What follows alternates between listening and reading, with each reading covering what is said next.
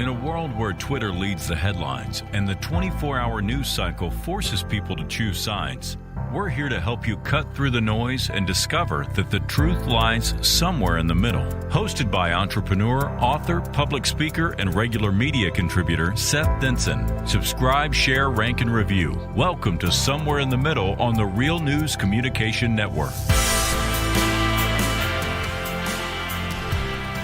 Welcome back, everybody. Another Monday. Another episode of Somewhere in the Middle. Episode 13. Lucky number 13 today. Maybe. Maybe. We were talking before the show today. I am really nervous about today's show. And we'll get into that here in just a second.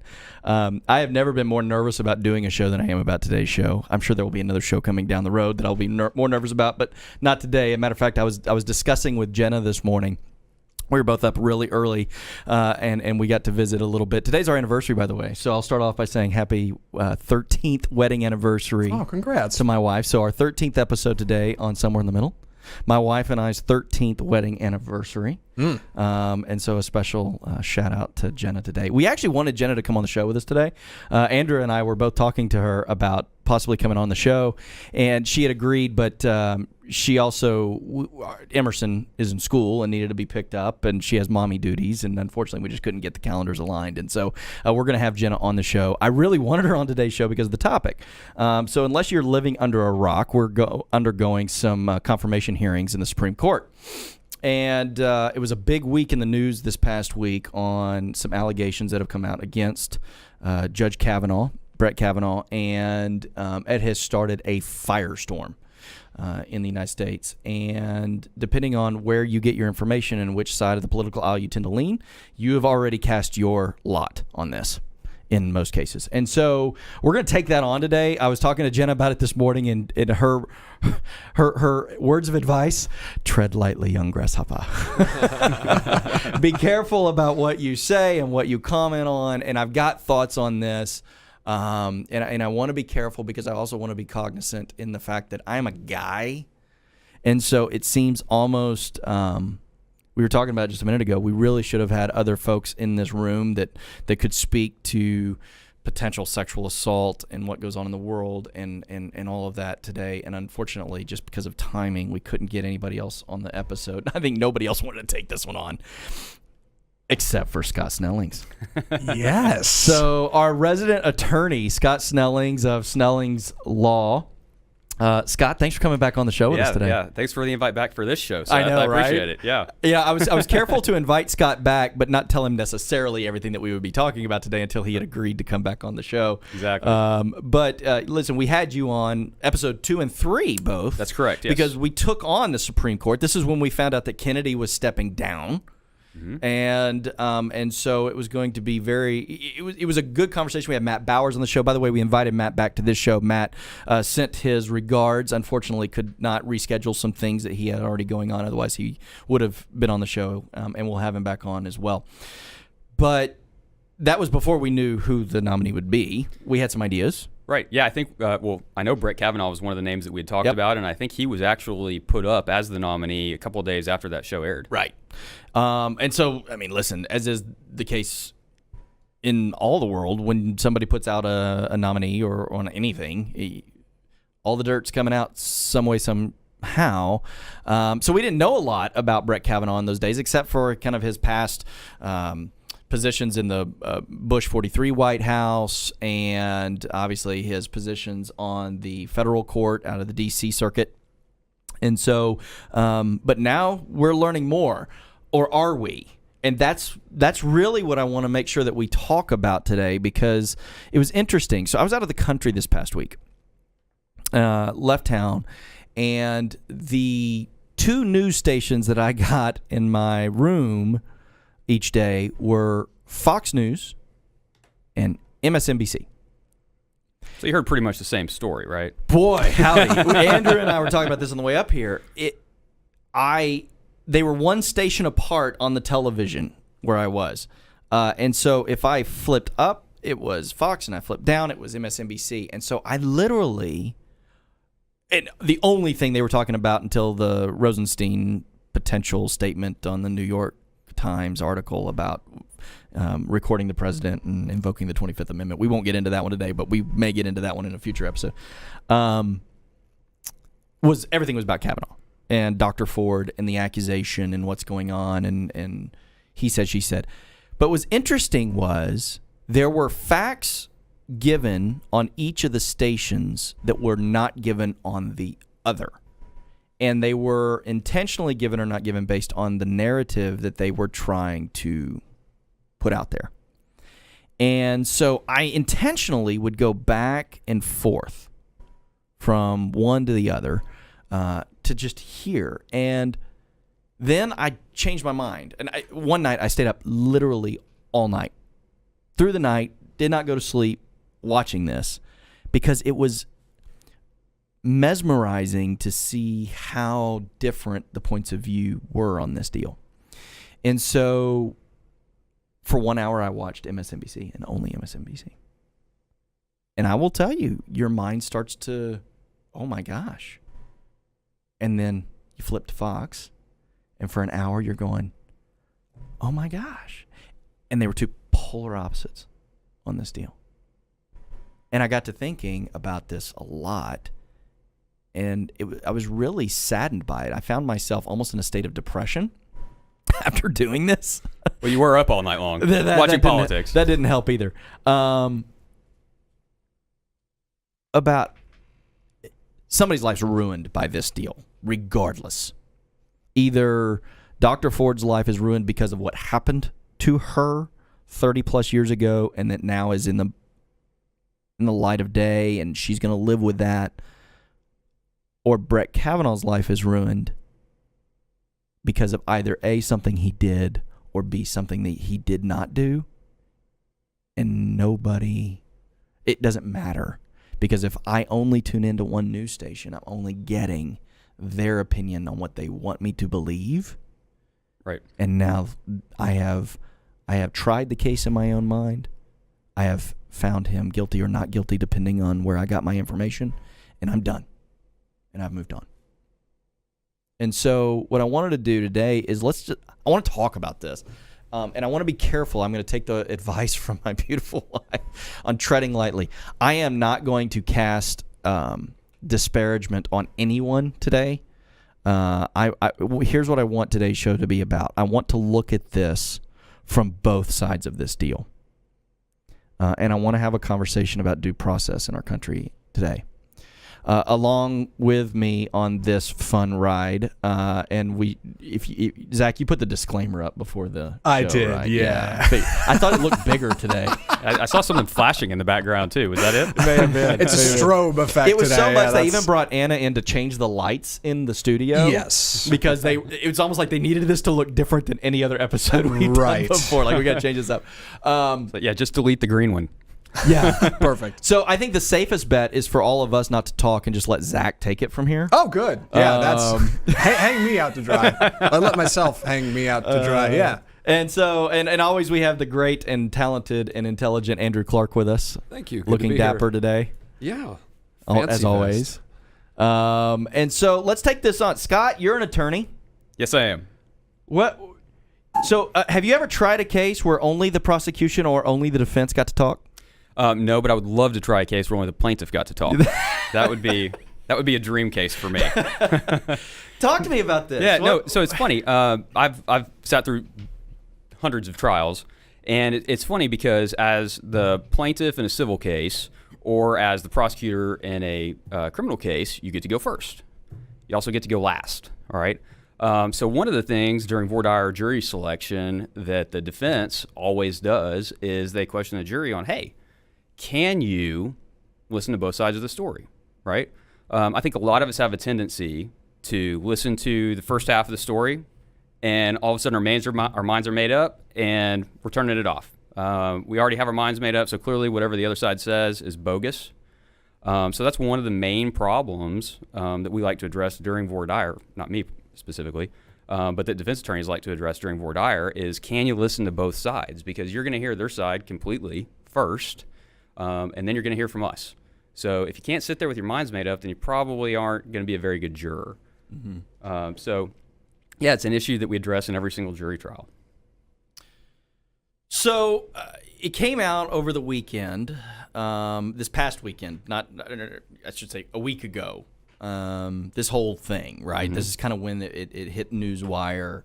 11th hour deal. Dianne Feinstein apparently been sitting on a letter for a while. Let's start there. Again, she's coming out saying, I wanted to respect the wishes of Dr. Ford, who did not want her name out there. We still don't know who leaked the name. Right. Again, depending on where you get your information, you've got your own speculation. But my question from a Dianne Feinstein perspective is, I mean, is there any doubt that this was, at least from her perspective, the timing of this was political? Man, I think you have to be pretty naive to say no. Yeah. Right? Again, I'm not...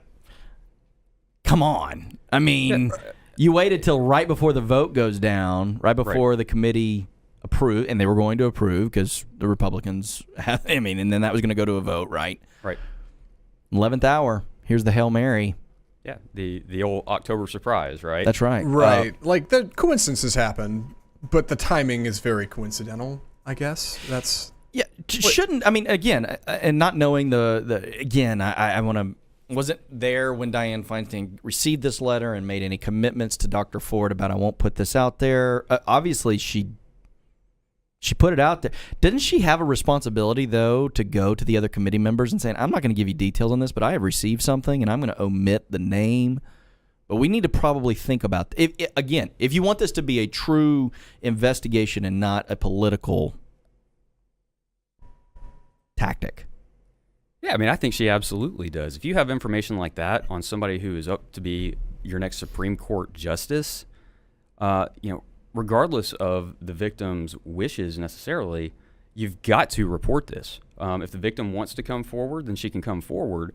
But the fact that you have a letter from a victim specifically alleging that a Supreme Court nominee has sexually assaulted her, I mean, you have to present that. Mm-hmm. You have to. Yeah. Guys, any other thoughts on that? Andrew, what are your thoughts on this? As far as the release of the letter goes, it's absolutely political. If it had been a Republican who had the letter and released it at the last second, maybe hoping to get by it, then I could buy that it wasn't political and they were putting it out for the good of the country. But because it came from where it did, it's got stank all over it, as my granddad would say. I'm reminded of, and this is a whole other conversation, I'm reminded of James Comey and his release of I forget how exactly it went down, but leading up to the 2016 election, just a few days before. Yes, I'm reminded of that and how he talks about that after the fact and says, I didn't know what to do, whether or not it was right or wrong, whether or not I should say something or shouldn't say something, whether or not it could influence an election. I don't know what the result of that was, and I guess none of us really know what the answer was, but just like that, I get the same feeling when it's like, just odd. The timing is strange, and that's worth having a conversation about. Right, so this letter ends up on Dianne Feinstein's desk, right, from a constituent. Is there any doubt in anybody's mind that she was ever going to hold on to that letter and let him get appointed? No. Ever. I mean, you mean without it coming out? Yeah. No. I mean, in a way, you'd hope not, right? You would hope this is something that is addressed in some fashion, just not. Here's what I hope. Again, absolutely. We can try. We can Monday morning quarterback the heck out of this thing. Sure. But when you receive that, you read it. She is the highest ranking Democrat on the committee. You would think you would immediately go to Chuck Grassley and say, I received this. I think it behooves us to do some type of investigation or go to the White House and have them request the investigation because this warrants, especially in the climate that we are in right now, this warrants looking into. Sure. And that letter apparently was put on our desk in June or July. Yeah, something like that. I mean, I think that's right. A long time ago. And question for the July. lawyer in the room: when the opposition receives evidence, do you not have to present it to the defense of, hey, we have this? I mean, it's got kind of a similar. Well, I mean, in a court of law, right? Yeah, I mean, a prosecutor has to present exculpatory evidence, right? Something that could show that the defendant did not do whatever he or she's alleged of doing. But in something like this, I have no idea what the Senate rules are on this kind of thing. I don't know that there are any. Again, I don't either. But I mean, it's very clear this is not a trial. But if you're telling me that, if she's trying to say this wasn't political, well, if it wasn't political, then you would have given up, I say, the opposition, the Republican Party. You would have given them a heads up in July, August. You know, the fact that it's coming out. If you get this in July, then even on your own, aren't you trying to investigate this and find out there's credibility? There is nothing preventing me from writing a letter today saying that I was assaulted by Scott Snellings. Absolutely. There's not. Right? And so, again, when you've got something so high... I wasn't, by the way. Yes, let's put that on the record, For too. the court. Yeah, I want to Until be careful. the bill Somebody's shows going to up. cut that snippet out. No, nobody would do that in today's atmosphere. That'll I know, be me. Yeah. right? At my judicial confirmation hearing. Right, exactly. Yeah. But you know, again, because it's my word against theirs, and so, as is the case in everything, you've got to investigate it to find out is this accurate. And you know, the challenging part of all this too, though, is because anybody can say anything at any time. Anybody can make an accusation. Out of the millions of people in the United States, and half of the people don't want Brett Kavanaugh to get confirmed because they fall on one side of the political aisle, Right. I'm sure we can find somebody out there that's had some interaction with him at some point. But then again, what if it did happen? Well, and that's the scary part, right? I mean, what if it did happen? And, you know, sitting here as a guy, I have represented victims of sexual assault in my practice. And I can tell you that they were absolutely scared to death to report the crime. Scared to death of having to talk about it. Essentially, when you report it as a crime, you have to acknowledge that it happened, which a lot of people don't want to do. Now, I certainly don't want to sit here and talk like I've ever experienced anything like that. I haven't. I'm a guy. Not that guys aren't sexually assaulted as well. But when you go to the police, it becomes real. It becomes something that all of a sudden you're putting yourself out there, you're making these allegations, and people are going to start questioning you. You know, and I thought that President Trump, throughout most of the week last week, showed amazing restraint. Most of the week. Most of the Until- week, yeah. And then he has his moment where he doesn't. And to your point that you just mentioned, Scott, again, I've never experienced sexual assault. It was interesting when the whole Me Too movement came out, though, hearing stories from people that are very close to me, telling me their stories of assault that they never came out about. Right. And stuff that was every bit as bad as what Brett Kavanaugh's being accused of doing, if not worse. Right. For that reason, one, they felt victimized, but it was one of those that, what do you do in that moment? You know, I don't want to relive it. It's just one of the things I just want to forget. In some of the cases of people that were sharing with me their Me Too movement or their Me Too situation, it was, hey, you know what? I almost was very assaulted, but there's levels of assault, and yes, I was, you know, but it didn't happen. I wasn't actually raped, even though I was, you know, there were a number of things out there, but I wanted it to be done. I wanted to move on from it. And so when the president came out and did his tweet, I'm shaking my head, going, "What? You were doing so good." Yeah, being he was. because guess what? You are her president, and you are my president, and you are Brett Kavanaugh's president. You're everybody's president. And to me, the father figure of the president of the United States should be that of, hey, if this is real, we need to find out that it was real. And if it's not, then shame on you. But at the end of the day, we got to look into this. And until all of the evidence is gathered and we are able to formulate an opinion on this, then maybe a 70-plus-year-old man in the White House who has lived a life of, well, And been accused of quite a few. shouldn't just immediately go, well, I'm sure a 14 or 15-year-old girl would have gone to the police. Really? Yeah. How can you even put yourself in a position like that? Well, and just so people know what we're talking about, the tweet was something along the lines of, if it was as bad as she says, she would have filed charges at the time. Which it's just a ridiculous statement for anybody to make, much less a president. Because as any police officer who investigates sexual assaults will tell you, no, That's not the case. Yeah. People are violently sexually assaulted and raped and everything else under the sun and keep quiet about it, sometimes for years, sometimes for their entire lives. And they feel guilty. They feel like they had some sort of fault in the matter, that they contributed to that assault when it's not at all true. But to sit there and to just make a global statement like that, it makes me sick to my stomach too. Yeah, I thought it was very poor taste, and I was really ashamed of it. And two, you got to remember the time of this.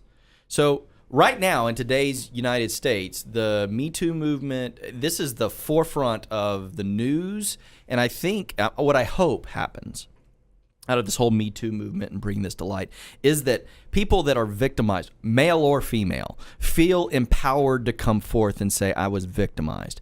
That wasn't the case in the 80s. No. When this happened, or allegedly happened. Nor was it the case in the 90s or even a year ago, right? And so we live in an era today where I think that people might feel more empowered on either, male or female, that feel like they've been assaulted in any way to come forth. But here's the next place I want to go with this. And I am treading lightly grasshopper on this. There's a lot of gray area in what might be considered inappropriate or not. Let's push aside Brett Kavanaugh and Dr. Ford's situation. Let's talk in general. Let's talk as dads, right? Sure. We're both dads. When I was in high school, right? Mom and Dad, if you're listening, sorry. Uh-oh. I think I mooned a few people, right? We did, my senior year, we did a late night skinny dipping thing at the town pool. There, I've just confessed to a crime, apparently, because I'm trespassing. Allegedly. Allegedly. Allegedly. No, it's No, not allegedly. No, it's allegedly, Isn't Seth. that- Oh, sorry. It's allegedly. Right. You misspoke, everyone. You misspoke. I know, Oh, right? gosh. But I mean, it's seriously. This is. I mean, but it's funny because I remember a big group of us did it, but it was the guys were on one side of the pool, the girls were on the other side. I was like, let's just do this. Let's do it quick. Get out, say we did it. Right. Perception, though, Now, 30 or 20 years later. was there something there? I mean, Yeah. again, I'm not asking you guys to confess to anything you did in high school, but or college or anything like that. And again, I am separating assault. I am separating the act of forcibly trying to put yourself in a position of power over somebody for any reason, sexual nonetheless. There are things, though, that college kids do. Listen, you turn on college football on Saturday, somebody's streaking across the field, right? Right. I mean, we all laugh about it and we joke about it, but if there's 100,000 people in the stands and one person now says, that was assault on me and I'm out. Well, because you've now exposed yourself to a child, you can end up on the sex offenders list. Exactly. For that. And again, I'm not saying I've never streaked. Okay, I've done that. But you're sitting there going, is this something now that are we going to start litigating this in the court of public opinion over stuff? Because two new people came out today, right? Or at least one. Deborah yeah. Ramirez. Saying that he exposed himself to her At a dorm party at Yale. at a yes. dorm party at Yale. However, there's details that are fuzzy to her, so much so that I think the New Yorker who broke the story came out initially and said, hey, we're giving you this story, but we can't corroborate it, right? We're not. That was at least my understanding this morning at 4:30 when I heard about it initially. Yeah, my understanding is she alleged 3 guys were actually in there when this happened, and I believe that the 2 other guys have said, no, I don't know what she's talking about. I could be wrong on that, but that was before we walked in here, I was trying to read up on it, and that's my understanding. At least one of them has said never happened, wouldn't ever think he would do something like that. Yeah. But of course, you're talking about someone who's being accused of a crime, Absolutely. denying the Yep. crime. Absolutely. Of course. Yeah. And with these kinds of things, if you don't have corroboration, then it's a he said, she said, right? Yep. And that's difficult. How do you ever find out what really happened? Especially when it's 30 years years ago. ago. That's right. And you may not. No. And so the question becomes, well, even if there was a potential, should we appoint this guy to the Supreme Court? Now, I'm coming back full circle to this Right. situation specifically. Well, does it mean we just cut the guy off because somebody said that he did something? Again, I'm not saying that he did or didn't. I'm just saying. I have a clarification question, again, for the lawyer. Is there a statute of limitations on sexual crimes? Depends on where you are. So for what he's accused of which kind happened of in exposing Maryland, herself. yeah. Himself, So- excuse me. Yeah, I believe I actually read something this morning that Maryland does not have a statute of limitations, where they've repealed statute of limitations on any kind of assault-based offense, or maybe it's a sexual assault-based offense. So the answer on that, if that's the case, would be no. They could prosecute him for that. Again, I'm not the attorney, but I was reading something very similar to that. But there is specifics to the actual assault. Okay. The part that I read on that was that is true, that there is no statute of limitations, but there is specifics to the actual assault. So there has to be physical rape, I think, is what I read on that. Now, again, I don't know, but to that point, yeah, every state has their own deal. Again, this isn't. Right now, we're not in a criminal phase of this, No, we are not at all. but we are absolutely in the court of public opinion. And in fact, the FBI has even said, hey, look, we don't have jurisdiction over this. This is something that happened in Maryland. There's no federal issue here. Now, could the president instruct them to do an investigation?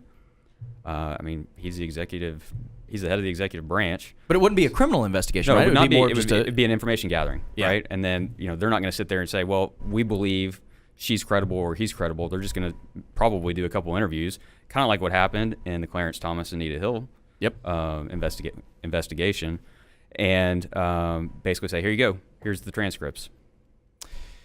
Yeah, and so this brings up the other point where I was kind of starting to go with this, because guilt can be about the perceiver, the perceived, or the actuality, right? And where I'm going with this is, where do we get to the point, or do we get to the point where there are lines drawn on what is and isn't appropriate? Again, no question, you force yourself on anybody, male or female, that's inappropriate, and that's wrong. But where I fear we're going with this is, and again, this is Brett Kavanaugh, but let's fast forward. When we were kids, that we didn't have Twitter pages or Facebook pages or social media this or video recorders on our devices that we carried 24/7 in our pockets. Right. Can something as simple as what would have been considered Offensive, but not necessarily criminal. Yeah. So I talked about the skinny dipping thing. Kids go skinny dipping. They do that. Now all of a sudden, fast forward 30 years, and they expose themselves. So there's that. There's a YouTuber in Britain who taught his dog to sig heil, and he was found to have violated essentially an obscenity act in doing so, and was prosecuted for that and found guilty. Now, I would say that if that happened at a party and you came in and somebody, hey, watch what my dog does, it's like, oh, that's tasteless. And you might then have a negative opinion of that person or tell them, you're an idiot. Why'd you teach your dog to do that? Or if you found it funny, whatever. But that's the kind of thing that would be handled on a kind of one-on-one level. But now you're talking about what was offensive has now been criminalized. Mm-hmm. And bear with me where I'm going on this. Yeah. So what I'm worried about, for example, in your example, you did something dumb as a teenager, that while everyone was consensual in this event, it might have been in poor taste, depending on whom you're talking to. Can you now be criminally penalized for something retroactively that was at the time, I don't want to say acceptable, but it was okay? You know what I'm saying? And that's a really scary place that we could be headed. And that's my, again, what do you tell my kids, hey, don't just be smart. Put yourself in smart situations. Don't make dumb decisions. But kids are also going to be kids. Right. Anybody ever see every movie about college that's out there right now? There's somebody streaking or something. Yeah, that's right. Gosh. I was thinking Animal House or what was the Old School? I mean, there's something Revenge going of the on. Nerds. That's exactly right. You're going, oh yeah, well that's probably not the smartest thing in the world, but they're kids and they're being dumb, and this is the way. I mean, again. I'm putting aside this Kavanaugh issue. I'm just saying that are we headed to a place where fast forward 20, 30 years, somebody that was there that saw this dumb, stupid thing, assuming no actual assault happened, right, can come out and say, well, I felt victimized by it. Again, I know that we're a bunch of guys around in a room talking about this. But it could be one of the guys saying, well, I got pressured into doing this. But where I'm going with this is where do we get to and again, we may never get there, but what do I tell my kids about when they go to school and make their own dumb decisions that they weren't trying to assault anybody, they're just being dumb kids. Right. But that could come back and haunt you later, because when I was doing dumb stuff, nobody had a video camera or a Twitter feed or a Facebook post. And you talked about earlier, how do you look at things as a dad now, right? Yeah. As a 17, 18-year-old kid, things seem funny, maybe, right? Sure. That now you look back and think, wow, if somebody were to said that to my daughter or done that around my daughter, I'd want to knock the block off. Yep. Right? And so your perspective changes over time. You grow up, right? Mm-hmm. I'm a completely different person than I was back in high school. Sure. Completely different person. I would imagine most of us are. yes. I would hope most of us are, right? Because I knew a bunch of idiots in high school. And so I think there's also the aspect of how long do you hold somebody's indiscretions against them when you can tell that they've changed, they've matured, they're a family person. And I'm not speaking about Kavanaugh directly whatsoever. Right. Just in general. Just in general. And that's why this whole episode, I want to be very clear. Again, I've disclaimered it at the front end. I'm disclaimering it now. I'm talking about where we are as a society, because this is coming to the light. Effectively, what we are doing is saying that everything you've done in your entire life now is going to be in the public eye for interpretation, regardless. So if I may, and this is going to get risky for me here, let's say he exposed himself and to the second woman. Again, I don't know about Ford because she hasn't testified yet, but let's say he exposed himself and was sexually inappropriate while he was in college. Does that mean that he can't be the Honorable Brett Kavanaugh, as he is known today? He's a judge. He's the Honorable Kavanaugh. Does that mean he can't be a good Supreme Court judge because of something dumb he did in his teens? I'm not saying that we can't judge him for it, like, hey, that was stupid and you did this, what is essentially a crime. Mm-hmm. Well, it's not essentially, it is a crime if it's true. But yeah, how far back can you change? Like, we keep morphing here. So last week's episode we talked about marijuana, right? I remember growing up watching the Clinton campaign trying to deny that he ever inhaled. Yeah. Right? And today's world, we all go, you didn't inhale, what, loser. What were you doing? You're wasting it, right? So again, I think that perception has changed, but for a while there it was, well, if he ever did marijuana, he's not fit to be president.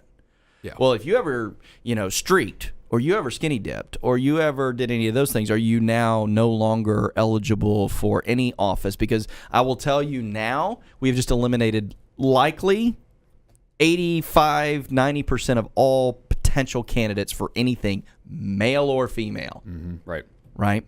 And so I think that we have to, again, where are the lines? That's what I'm trying to raise my children, and I'm trying to say, here are the lines. You can't cross them, period.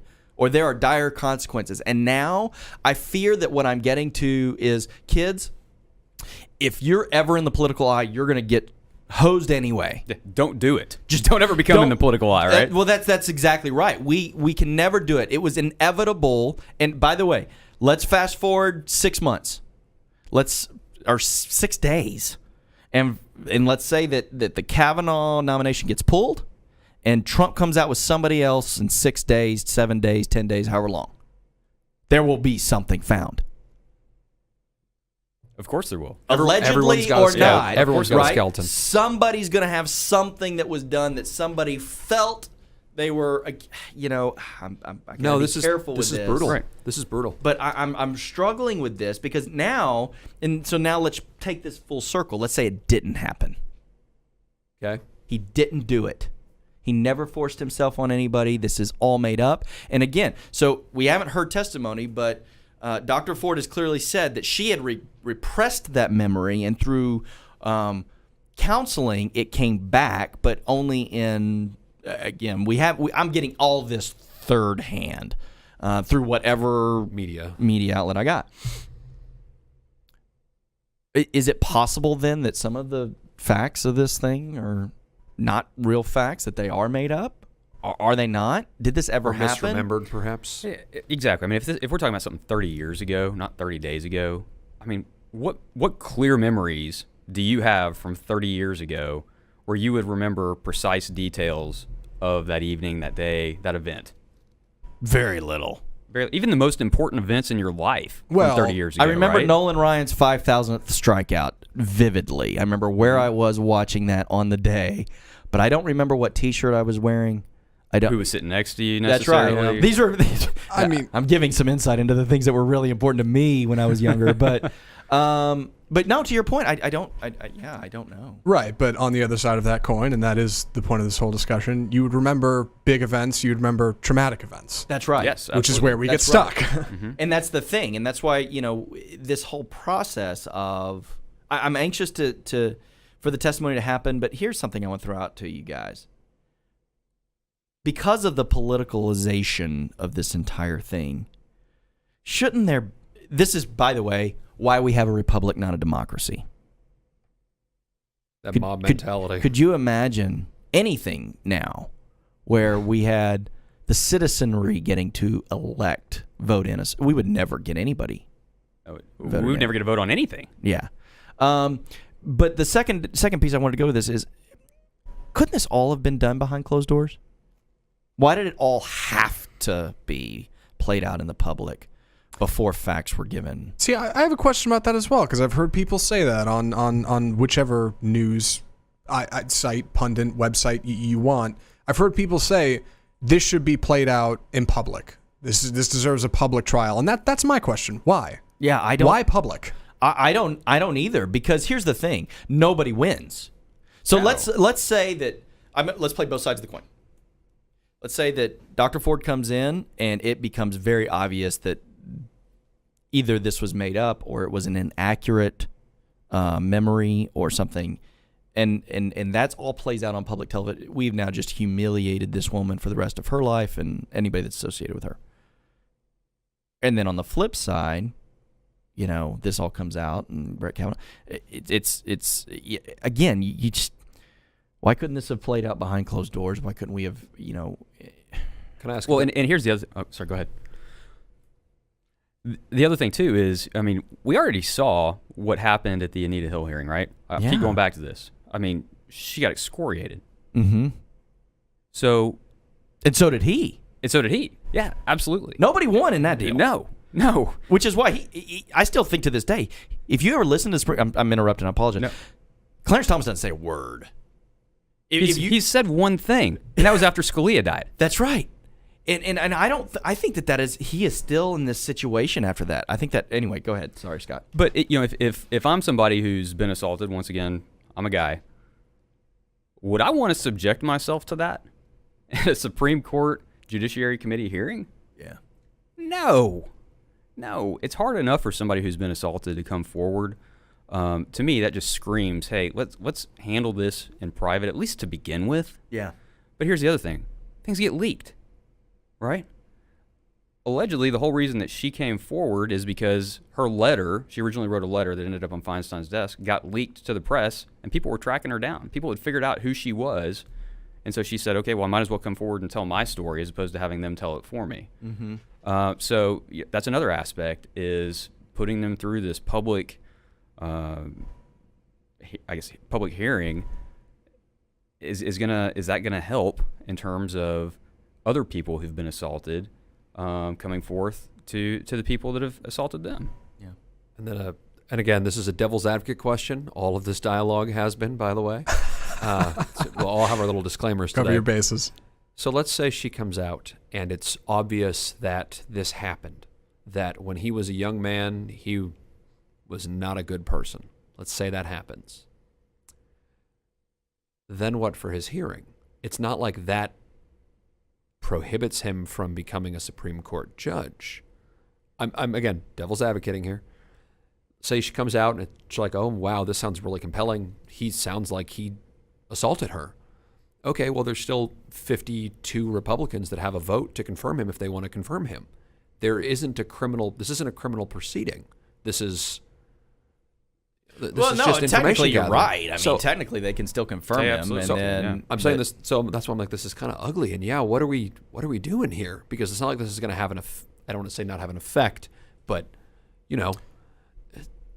it seems strange. I think the hope, right, is not, if it came out that this was true and this happened, the hope is not that he would be removed from a potential nomination because of what happened 30 years ago. It's because that he came out and directly denied it and said didn't happen. And then he's down. lying. Yeah, right. Yeah. And then quality of his character, leading up to a nomination where you are in this job forever because you are not supposed to have anything weigh on your decisions. Mm-hmm. You had this weigh on your decision. And like that would show that you are vulnerable to being manipulated. I guess, right? That's the theory. That's fair. Yeah. No, it is. I think so too. I think that, listen, the Republicans, just like Democrats, are political. If this hearing happens and it happens in the public eye, and there is any inkling that this woman was telling the truth and this happened, Brett Kavanaugh's done. I would hope so. I really would hope so. They're not going to push it forth that going into the, again, I hate saying that I'm being political about this, but going into the midterm elections, but that this would is just be a political. nail in the coffin. Right. The other thing that I did want to talk about on this before I get into the last point, which we'll get into in just a second, but is I'll tell you, when all this broke, of course I immediately went, oh, man. Like, regardless of your thoughts on Kavanaugh, I thought we were going to get through something without dirt. You should know better than that. I know. But when it came out, there were two sides of me. And again, I came down on both sides. Like, did he? And if he did, and then if he didn't, how we've gotten to a new low here. And here was the part that really frustrated me on this. And I'll tell you, and again, those of you who listen to this show enough know I am equally critical of both sides of the political aisle. I have given my past political leanings. I always used to say I'm a Republican, but the Republican Party left me. I didn't leave it. From a standpoint of where it is right now, I think again, it's the Trumponian Party. It's not the Republican Party. Okay. And that's frustrating to me. And because we've politicized everything so much, if I'm a Republican, I automatically have to just criticize Democrats, and I can't ever agree with them. And that's just, I thought when we, again, right or wrong, like him or not, when we lost John McCain, we lost a lot in somebody who was willing to say, hey, let's get together on this. That being said, when this whole Ford thing came out, and I'm hearing both sides of the story, and then I found out the list of demands that were going to be required for her to actually testify. So you make an accusation that is life-ending for someone from a public perception. Again, let's say this whole thing comes out and Kavanaugh's confirmed and that never comes out. There will be a subset of society that will never not believe that he wasn't a predator. His daughters will have to go to school and live with that over them for the rest of their life. If this is found out to be totally fabricated, it won't matter. Yep. And so I thought, in part of your mind, you're going, boy, where do you go with this? And then, is this being politicized? Is it not? And then you came out, and there were two things that happened. One is a number of senators on the Democratic side came out and said, I believe her. Have you even talked to her? And they read her letter. Yeah. Wait a minute. Whoa. And then the next thing that came out was, we want to be accommodating. And I got to give Grassley some kudos on this. He offered up anything.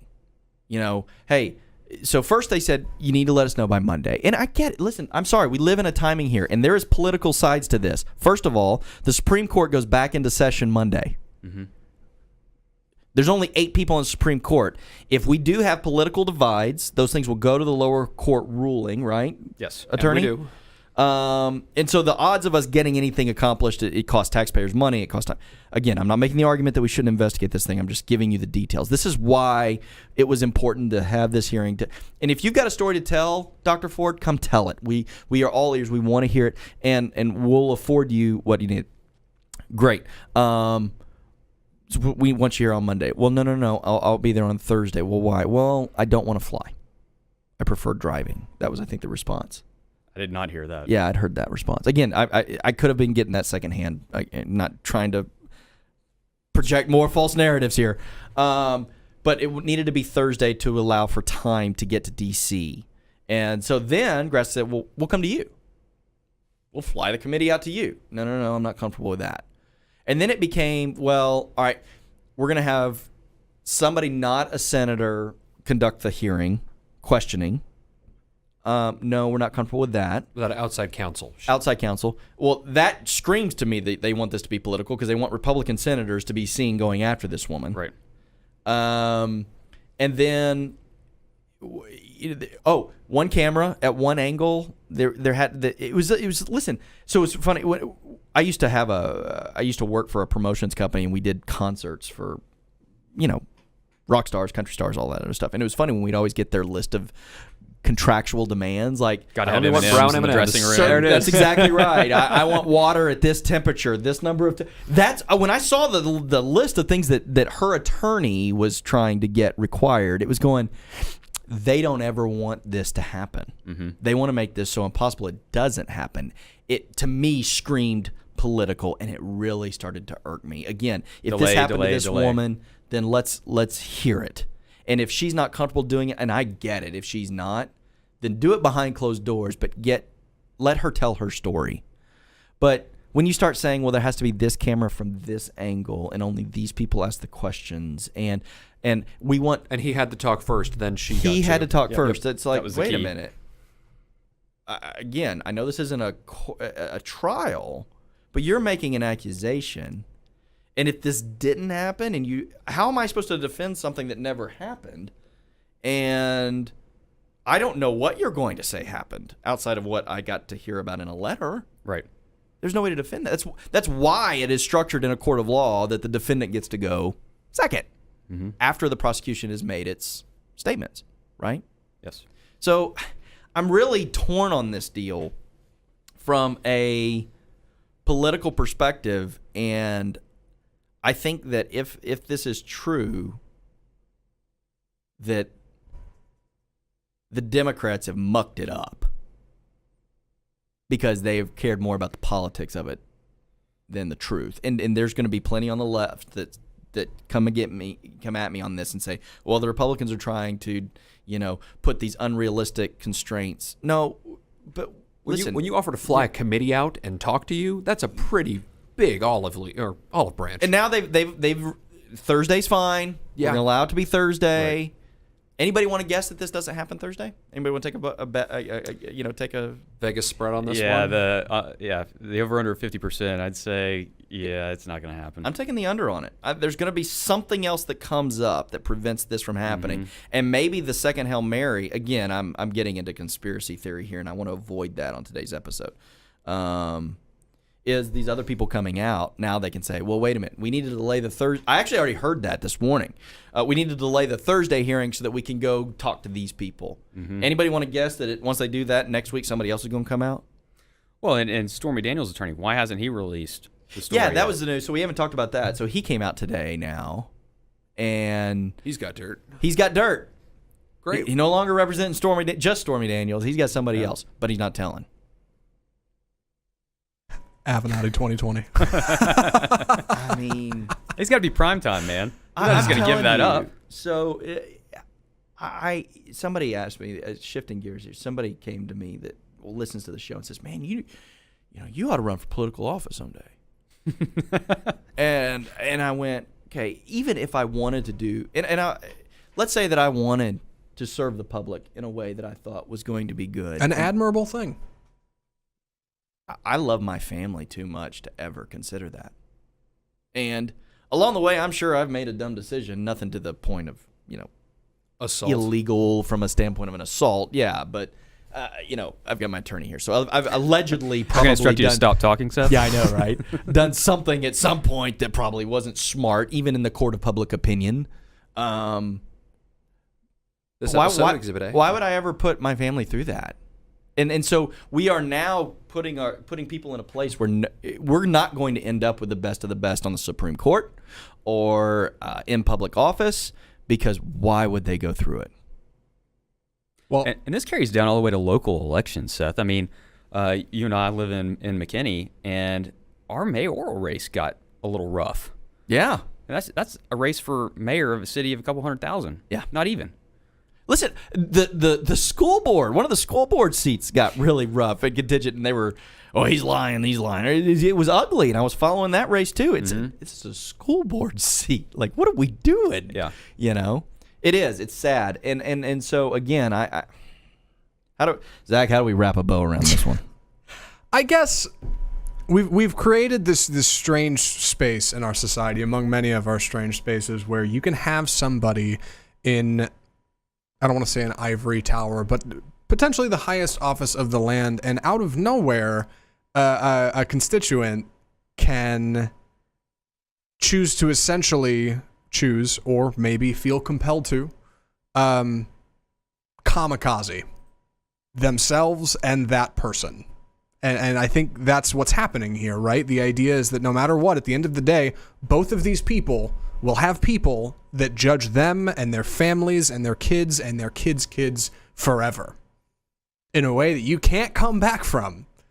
I think that leads some Democrats to think, you know what, if somebody's willing to do that, I believe them. I think that leads some Republicans to think, that's absurd. Why would anybody do that? Like, it leaves us all somewhere in the middle. There you go. Hashtag. Guys, any final thoughts on this? None that won't open another can of worms. Yeah, exactly. So. I was about to say, I think we've done pretty good. I've got like 4 other things that are popping off in my mind right now, and I'm not going there right now. Exactly. Maybe this will be the next episode. Listen, I think we'll still be talking about this next Monday. I don't see it ending. This will be the news how of many the day, more? I'm sure. Yeah, and if you listen to this show and I offended you in any way, I apologize. Again, I recognize that I cannot put myself in Dr. Ford's shoes, and I don't know what happened. I wasn't there. I haven't heard her statements or testimony or read a letter. And any victim of sexual assault or assault of any kind, it's shameful. And on the other side of that too, and I can say this, I can totally understand that. I've been accused of things that I've not done in my life. Nothing that dire. But when you know something is untrue and you're being accused of it, that's hard. It's hard to deal with. And I've been accused of it in my personal life and accused of things in my business life that just were not true. And you feel like you're powerless in those situations. It's hard to prove a negative, right? Yeah. You didn't do it. I mean, you can come up with all the facts to try to support your position, but at the end of the day, you can't prove you did not do something necessarily all the time. You know? Yeah. Which is a sad state of where we are, I think, as a society now, in the way that the positives and negatives of social media and news and traveling, information. This is what you get. Thanks, Scott, for coming in. Thanks for having me again. Find Scott at Snelling's Law. SnellingsInjuryLaw.com. SnellingsInjuryLaw.com, or on Twitter at Scott Snellings. There you go. That's easy. Andrew, always appreciate it, buddy. Thank you. Zach, thank you, man. Thanks. All the folks here at Real News Communication. Once again, my wonderful, beautiful wife. Happy 13th anniversary, honey. 13 years with me. There should be an award for that. But she's awesome, and I love her to death. And I'm sorry that this was the episode that we ended up doing on this. But anyway, thank you, Jenna. I love you. My beautiful daughters, Emerson and Arabella, love you too. Daddy loves you. And so while I may be considering a number of things, I do know where I land on this. I don't know what happened to due process in this country, but I fear that it no longer exists. Due to the ability to spread information via social media at the press of a button, or the 24-hour skewed news cycle, the ability to understand the facts prior to rendering judgment is absent in today's society. Skepticism is somehow bypassed when it comes in a short text overlaid on a picture on Twitter or Facebook. And while we always want the media to be non-biased, let's be real. They are biased, that is. They're run by humans, and humans have agendas on both sides of the political aisle. And that doesn't just go for the CNNs and Fox Newses of the world, but also for your friend or relative posting a political meme or attack on the other side from their social media site or YouTube page. That is all media, and we blindly trust it. And because information can spread at literally the speed of light, no longer do we seem to have time to presume someone is innocent. Rather, we immediately moved to guilty. I saw, I read, I judged. Swipe and on to the next political firestorm. It's too much data moving way too fast to ensure accuracy or credibility. And this isn't specific to the Brett Kavanaugh issue, but in every situation we live in right now. But when you add politics into the mix, it becomes much easier to allow my opinions to be influenced by the manner in which I want to receive the information I get. I'm no longer getting facts, rather skewed information via the outlet I tend to agree with. That ultimately solidifies my opinion, and that is wrong. We do need to hear what Dr. Ford has to say. Absolutely we do. But the same rules need to apply in this situation that apply in any other case of accusation. The person who gets accused of something should be presumed innocent until proven guilty. And we have to give him, in this case, the same opportunity to defend himself. Before any testimony has been given, we have already had lawmakers stating that they either refuse to believe these accusations or absolutely believe them. And these are people who have taken a sworn oath to defend the Constitution, which affords innocence until guilt is proven. Again, I'm not defending sexual assault, and there is never an excuse or justification for that. However, just as we must protect the victim of assault, we must also protect the accused until guilt is proven. This is a man with a wife, with children. For all I know, is a good and decent man. I don't know him. And in the same manner, for all I know, so Dr. Ford is a good and decent woman. That's why we have the system we have. We must allow the time for due process and maintain a society where no one can just ruin someone else's life just because. I've said it before and I'll say it again. Listen. Put yourself into the innocent shoes of both parties, Dr. Ford and Mr. Kavanaugh. See this from both sides.